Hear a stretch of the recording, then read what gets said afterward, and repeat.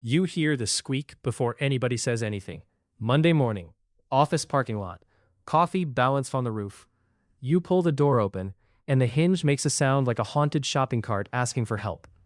Across the lot, a coworker laughs beside a shiny SUV.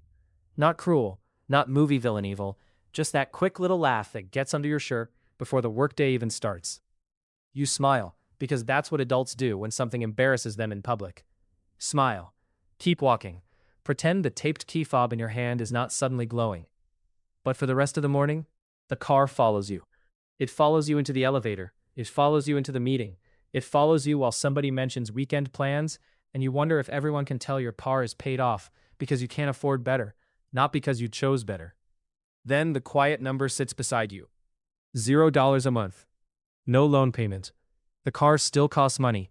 Repairs, insurance, gas, tires, all the annoying little invoices a car throws at you, because apparently wheels have subscriptions too. But no lender owns a piece of your next paycheck.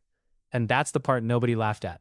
By Saturday, you are at the dealership pretending this is casual.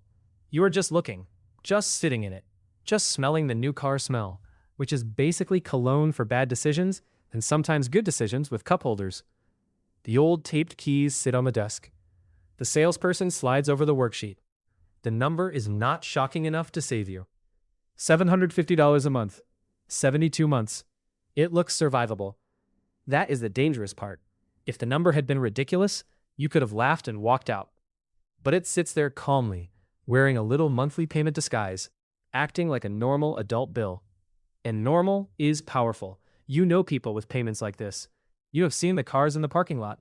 You have heard friends say, "That's just what cars cost now," like the sentence came down from a mountain. So your brain starts helping the worksheet. You work hard. You need reliable transportation. You are tired of the joke. You deserve one thing that does not squeak when you open it. Then your eyes land on the full shape. $750 for 72 months is $54,000 before all the other car costs come knocking. The pen is close. Your hand is closer. For a second, embarrassment almost signs. Payday comes a few days later. You bring groceries inside, drop the old keys beside the sink, and stand at the kitchen counter with your phone open. The dealership smell is gone, but the feeling is still there. You can still picture the newer car, the quiet cabin, the coworker not laughing. The small relief of looking normal. Then you type the amount. $750. Only this time, it does not go to a lender. It goes to future you. The first transfer does not feel inspiring. It feels awkward.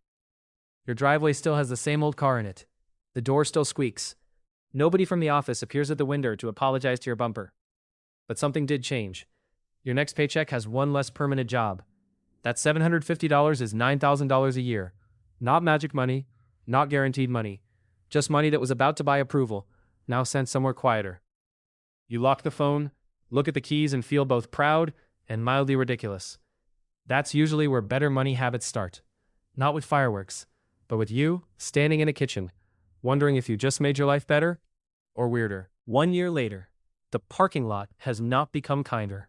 Your coworker remote starts a newer car from across the asphalt, because apparently some vehicles need an opening act. Your car answers with a squeak that sounds like a chair telling the truth. You almost laugh with them this time. Almost. Then you check your phone before walking in. In the 7% path, those 12 awkward transfers have become about $9,300. It's not enough to make you feel rich. It's barely enough to make the old car feel less annoying. And that is the hard part. The outside still looks exactly the same. Same car, same faded paint, same joke. Same key fob held together by tape and optimism. But behind the boring scene, a receipt has started forming. Every month you did not send that payment away, future you kept a little more room.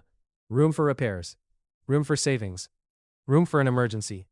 Room for a decision that does not have to be made while panicking. Still, the doubt is real. 1 year is short. One repair can hurt. One bad week can make the whole plan feel childish. And right on schedule, the car hears that thought and decides to make a noise. The repair counter gets everybody eventually. Fluorescent lights. Mechanic clipboard. Your old car visible through the window like it knows it is on trial. The estimate slides across the counter. $1,200. For about 3 seconds, every person who ever laughed at the car gets invited into your brain and given a microphone. See, this is why people upgrade. This is why you should stop being stubborn. Then your phone buzzes. Group chat. Someone sends a shiny dashboard picture with, "Just saying. Very helpful. Thank you, unpaid upgrade committee." But you check the other number too. In the 7% path, 3 years of $750 transfers is about $29,900. The repair still hurts. A paid-off car is not a free car. It is more like a roommate that sometimes eats tires. But now the repair is not arguing with nothing. It is arguing with 3 years of quiet proof. You pay attention to the actual condition of the car. You do not pretend reliability is fake. If the car is unsafe or becoming a money pit, the choice changes. But you also stop letting one embarrassing afternoon make a 6-year decision for you. The old car gets fixed. The account stays alive. At the 6-year mark, the payment cycle finally has an ending. No orchestra, no slow motion walk through a dealership. The old car does not roll onto a stage wearing a tiny crown, although honestly, it has earned the right to be difficult. You sit at the kitchen table with 2 stacks of paper. On the left, 72 payments of $750. $54,000. That is the payment stream you did not send away. On the right, the same $750 a month, sent to future you instead. In the 7% path, those transfers become about $66,900 after 6 years. The car outside still looks old. The bumper still looks like it has opinions. The key fob still appears to have survived a minor weather event. But now the old car is no longer only an old car. It is a completed experiment. For 6 years, you let people see the unimpressive thing while you built the invisible thing. That is a strange kind of discipline because it gives you almost no social reward while you are doing it. Nobody claps for an automatic transfer. Nobody says, "Wow, incredible restraint," when your car takes 3 attempts to sound confident. But the receipt is on the table now. $54,000 could have left. About $66,900 stayed and started working. At 40, the first parking lot laugh is old enough to need its own back support. Your work badge looks tired. The taped key fob sits in a drawer like a small museum exhibit. Outside, a different coworker scrolls a new vehicle ad because the status game never retires. It just changes Bluetooth settings. You've not added another dollar to that 6-year account in this path. No heroic side hustle, no secret inheritance, no montage where you wake up at 4:30 and high-five a blender. Just the earlier money staying invested. At the same 7% path, it's about $100,400 at age 40. People notice the old car immediately. Almost nobody saw the first 6 figures forming behind it. And that is where the story starts to feel different in your chest. The car could only sit in a parking space. The account can keep moving after you stop feeding it. You still have a job, you still have bills, you still have normal life doing normal life things at inconvenient times. But there's a quiet account now that did not exist when you were trying to look normal. The parking lot got the visible version of you. At 45, the reward still does not look like a commercial. It looks like your kitchen counter at 9:47 at night. Work laptop open, family calendar crowded, paid repair receipt under one elbow, cold coffee performing a silent resignation. The account is about $140,800 in the 7% path. That number does not make the laptop less annoying. It does not make the calendar less crowded. It does not fold the laundry, which feels rude given how much we have asked of money here. But it changes the room. 5 years earlier, you may have looked at a bad work week and felt trapped inside it. Now there is at least a little space between the stress and your identity. The old car did not create that space by being beautiful. It created it by not demanding $750 every month while you were trying to become stable. That is the hidden win. Not applause, not luxury. Options. Options are quiet until you need them. Then they sound louder than any engine in the parking lot. Around 50, the old car finally gets retired. Not because a coworker won, not because the bumper lost an argument with gravity, because you decide the tool has done its job. This matters. The story was never buy a car. It was never drive something unsafe so a spreadsheet can feel proud of you. You still need reliable transportation. Your family may need it, your commute may need it, your life may need it. So you stand at a used car lot, calmer this time, with the old keys in one hand and a plain envelope in the other. The missing object is the loudest one. No payment worksheet trying to shrink the decision into one friendly monthly number. By now, the 7% path shows about $197,400. That does not mean the account is car money. It means the old choice created room around the next car choice. You can shop slower. You can compare the full cost. You can choose reliability without asking status to hold the pen. For the first time, upgrading does not feel like surrender. It feels like a decision made by the adult version of you, not the embarrassed version. At 55, the car decision shows up where cars are not supposed to go. Your inbox. A tense work email lands, and your shoulders try to become earrings. The coffee is cold. The old taped key fob sits in a tray like a museum exhibit nobody asked to tour. Years ago, that $750 could have been locked into a payment, a normal payment, a socially acceptable payment, the kind nobody questions because the car looks good in the parking lot. Instead, that first 6-year stream survived. By age 55, the 7% path is about $276,900. You still need income. You still have bills. This is not the scene where you spin away from the desk and buy a vineyard. Please do not let the stick figure buy a vineyard. But panic has less authority. The account does not erase the email. It changes how fast fear gets to grab the steering wheel. Maybe you still say yes. Maybe you still stay. Maybe nothing dramatic happens at all. But inside your chest, there's a little more room before life can corner you. That is what quiet money often buys first. At 60, the old keys are not daily transportation anymore.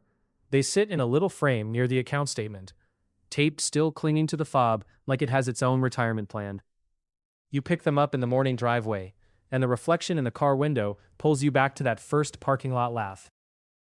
It is strange what memory keeps. The squeak, the coworker's face, the way you smiled like it didn't bother you, the way it absolutely bothered you. Then you look down at the statement. About $388,300 and the 7% path. That came from one 6-year payment stream that you stopped sending away and then left alone. The old car didn't make you rich by itself. It did not sprinkle financial wisdom from the air vents. It just gave you a chance to keep money long enough for time to do something with it.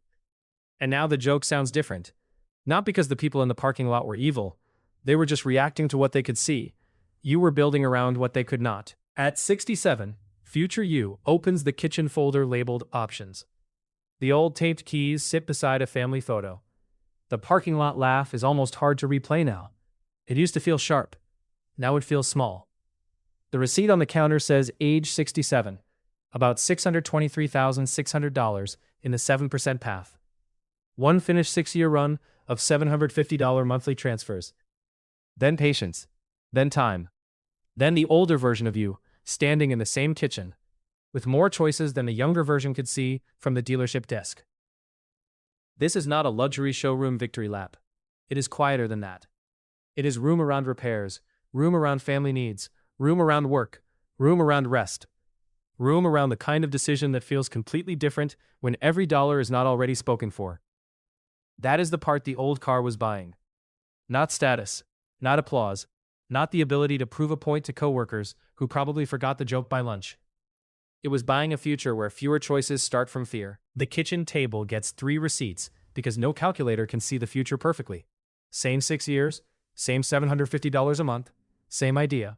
The money goes to future you instead of a payment, then stays alone until age 67. At 5%, the receipt is about $314,300. At 7%, about $623,600. At 10%, about $1.71 million. That spread matters. The future moves. Markets move. Taxes, fees, inflation, timing, behavior, emergencies, and real life all have a way of walking into the room without knocking. But look at what does not disappear. The trade-off. A normal-looking payment is not just a normal-looking payment. It is a monthly claim on your attention, your flexibility, and sometimes your courage. Sometimes the car is worth it. Sometimes it is necessary.